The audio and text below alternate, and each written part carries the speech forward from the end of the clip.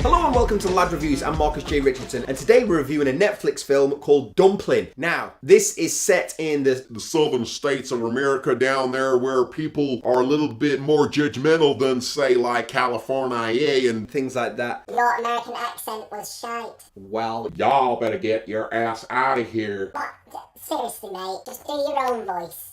okay. Yeah, I'm partial to a bit of a chick flick, I'm not going to lie. Like, I have to be in the right mood, to be honest. But interestingly, I watched this with my girlfriend who didn't really enjoy it and got bored after about 20 minutes. And, the film struggled with its own identity, I think, until about halfway through when Dumplin, I'm going to get to who she is in a minute, comes across a team of transvestites led by Harold Perrineau, who you may recognise as Mercutio from Romeo and Juliet, which he also actually appeared in drag. And he's also in Lost. And he's great in this. Now, what's this about? Okay, so Jennifer Anniston plays the mother of a big girl, shall we say. But Jennifer Anniston was a beauty queen and now runs a beauty pageant. And her daughter, sadly, isn't necessarily of the ilk of your usual conventional beauty pageant contestant. And her mum and her aren't really that close. There are many parents out there who have similar relationships with their children when your child doesn't end up being what you want them to be, which sucks dick that parents think that, and it can have a very detrimental effect on your child. And I think a lot of this story is about how teenagers, when they come of age and they find themselves and they begin to find adulthood and their place in society. And as I say, I think Mercutio, I can't call him Mercutio just because, you know, it's easy for you to visualize who that is. Him and his fellow drag queens, they don't just elevate Dumplin in the film, but they elevate the whole film. And it's almost like a bit of an analogy for the film itself. Like it finds its identity about halfway through, a bit like Dumplin does. She finds her identity when she realizes, you know, where she's at. And what's interesting is this isn't necessarily about how other girls treat other girls. You don't see people being nasty to her. If anything, people are a lot more accepting of Willardine and the fact that she's a big girl, and big can still be beautiful because big can be beautiful, motherfuckers. What was that? Yeah, I have no idea. Solidarity.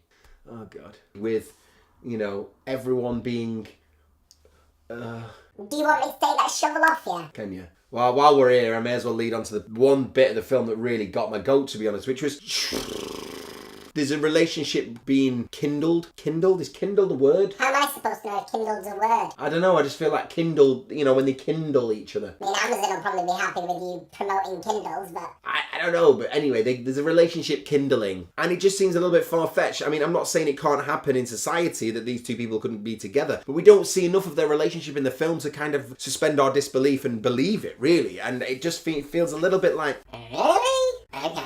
However, when you look at the actual outcome of the film, which on paper you may think, I mean, I'm not going to tell you what happens, obviously, but on the paper you may think, well, that's a little bit far-fetched. The way they build a film, that's so much more believable and so much more acceptable and so much more like, yeah, man. But final third of the film, I think it's really good. Jennifer Anniston, who seems a little bit forced throughout some of it, especially the first half, starts to come into her own in the end. She really does do sentimental well, and when the sentimental side of the film comes out and, you know, the chick flick thing, like, let's all win, ladies, let's win this film. Mate, you're losing it. You're proper losing it, aren't you? Lost it a while ago, dickhead.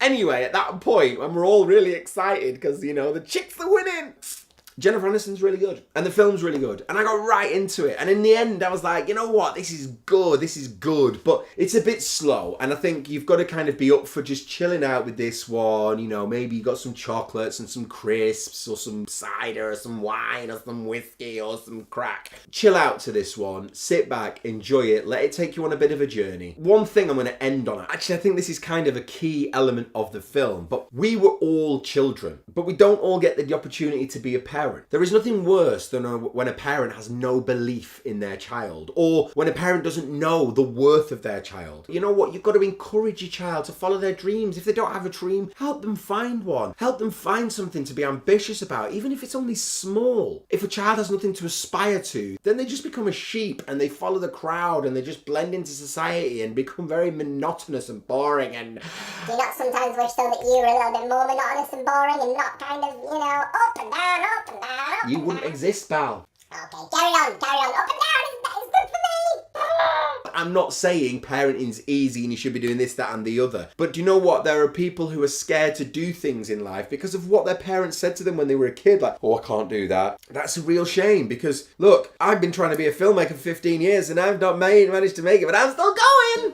Someone give me some work, please. Hello, darkness, my old friend. Seriously, someone give us some work because I can't do this much longer. Like, this is hard living inside his head. Someone let me out. Let me out. Set us both free.